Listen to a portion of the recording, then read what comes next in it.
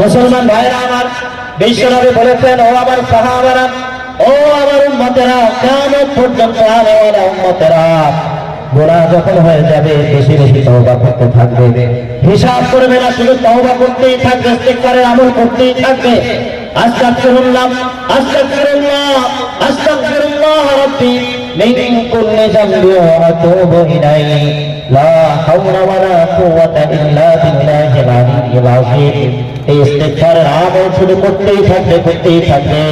রাসূল নিজে বলেছেন, আমার উম্মতেরা বেশি বেশি তওবা করো, বেশি বেশি ইস্তিগফার করো, কারণ আমি নবী মুহাম্মদ আল্লাহর নবী হওয়া সত্ত্বেও আমি দৈনিক প্রতিদিন কমপক্ষে 70 থেকে 100 বার তওবা করি।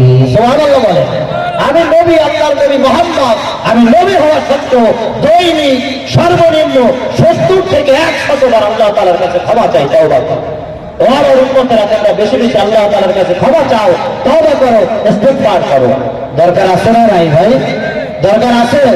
ইস্তিগফার বেশি বেশি পড়তে পারবেন ইনশাআল্লাহ।